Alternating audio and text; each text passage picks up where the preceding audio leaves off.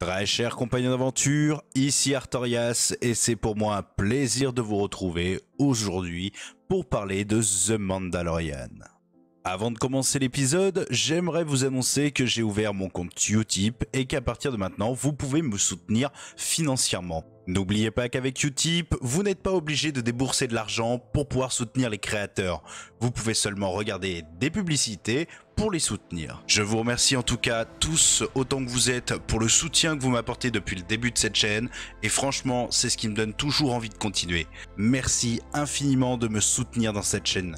Je préfère vous prévenir par avance, il va y avoir du spoil.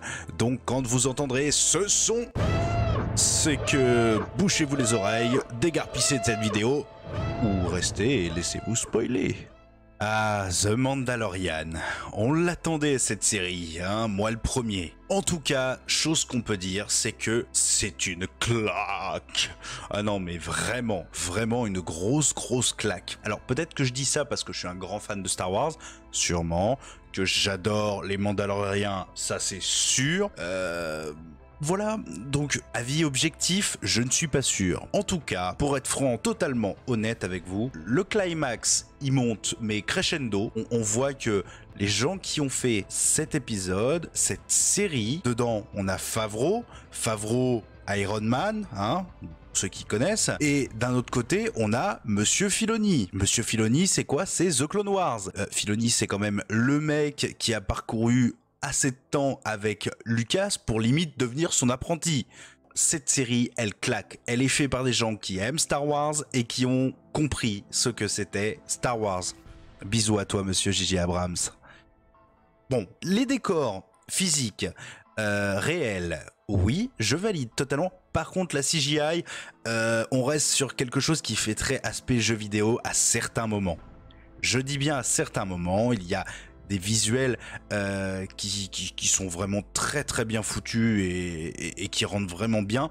D'autres visuels de CGI qui sont vraiment à la limite du jeu vidéo. Dès le début des premières scènes, on est vraiment dedans.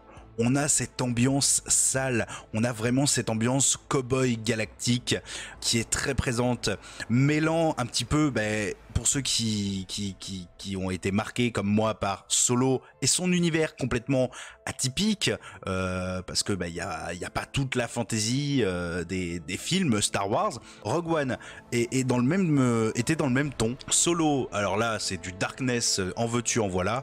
Et là, The Mandalorian, bon, bah là, vas-y, on plante les têtes, et puis let's go. Je peux pas rester comme ça, en parler, en évitant les sujets qui m'intéressent et tout, parce que j'ai envie de spoiler à mort, quoi. Donc du coup, alerte générale, très chers amis, tous à vos postes, ça va spoiler. Bien, alors si vous êtes arrivé ici dans la vidéo, c'est que soit vous avez vu comme moi le même épisode, soit vous vous en battez complètement les reins de vous faire spoiler. Voilà, vous êtes au-dessus de tout ça et même quand on vous spoil, vous vous en foutez. Oui, je sais, c'est trop long, on avance. Alors pour commencer, ce que je vais vous dire, c'est pas réellement un spoil. Mais je suis désolé, quand j'ai vu cette scène, ah putain, j'ai pas pu m'empêcher de me dire, ah bah tu vois ton petit rire à la con, tu sais où tu peux te le mettre là. Quelle satisfaction personnelle, juste cette scène-là. Bien, maintenant abordons un sujet qui m'a énormément plu, c'est le rapport au niveau du clan mandalorien. Alors, on n'a pas 50 millions d'informations, hein, la série vient de commencer, mais déjà, j'adore le design de ce qui s'apparenterait à la chef de clan du clan dont fait partie notre mandalorien préféré, et ça transpire l'inspiration scandinave à foison. Le casque, alors le casque qui fait penser à un casque un peu spartiate avec la forme, mais surtout cette fourrure, cette tenue, et puis le côté forge, ça fait tellement... Enfin, moi j'ai une référence de Skyrim avec la forge ciel qui me vient tout de suite, mais franchement c'est super classe. On sent vraiment le côté tribal de la chose. Et ça, c'est vraiment très agréable. Il y a une scène, quand notre ami Mandalorien arrive sur la planète pour aller chercher sa prime, qui m'a fait penser à une scène dans l'épisode 4, et vous avez été sûrement nombreux à peut-être la relever, c'est le fait quand il regarde dans sa lunette et qu'à un moment, il voit un blurg qui lui apparaît en pleine tronche. Et cette scène-là m'a fait penser à, dans l'épisode 4, quand Luke regarde dans ses jumelles, regarde à l'horizon, voit les hommes des sables, et il y en a un qui lui apparaît à la tronche. Alors si c'est une référence, et je pense que c'est une référence voulue, c'est très plaisant. C'est discret, mais ça fait le taf. Une scène qui a dû sûrement aussi beaucoup plaire à certains, c'est la fameuse scène avec l'arrivée de IG-11. Ah putain, c'est magique. Ça m'a tellement redonné de souvenirs avec K2SO qui arrive à te faire des espèces de phrases à la con où il balance des punchlines mais comme ça. Et tu as IG-11 qui passe sa vie à vouloir s'autodétruire au moindre problème, et t'as le Mando qui le reprend derrière. Mais ils ont tellement une relation assez particulière qui est juste magique en fait.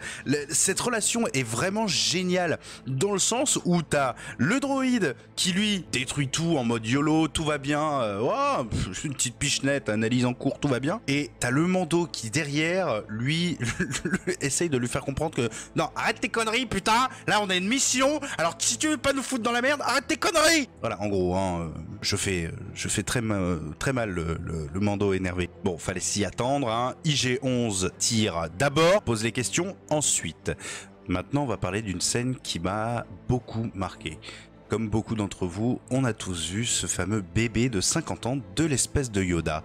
Et je sais pas pour vous, mais je me suis dit, waouh, on va peut-être en apprendre plus sur cette espèce qui est très mystique dans Star Wars.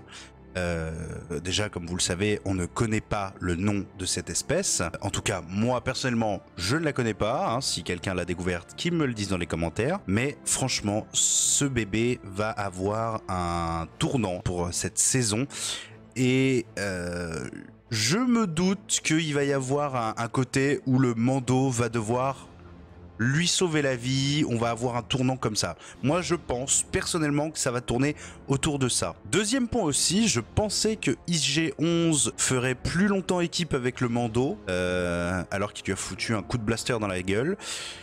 Bon, à voir si il le réparera plus tard, ou en fait, bah non, c'était juste, voilà. Mais bon, ça m'étonnerait franchement beaucoup. Mais bon, on verra bien. Je ne sais pas ce que vous en pensez, mais ça va être epicness. N'hésitez pas surtout à me donner vos avis dans les commentaires, vous le savez, j'aime beaucoup répondre à vos commentaires et surtout ça créera de l'interaction entre vous et moi, donc n'hésitez pas à me donner votre avis dans les commentaires de cette série et j'en discuterai avec vous avec plaisir. En tout cas, merci à vous de continuer à me suivre, à vous abonner à la chaîne et si le cœur vous en dit, n'hésitez pas à lâcher un pouce bleu, ça ne coûte rien, n'oubliez pas. En tout cas, moi je vous dis à bientôt pour un prochain épisode. Ciao!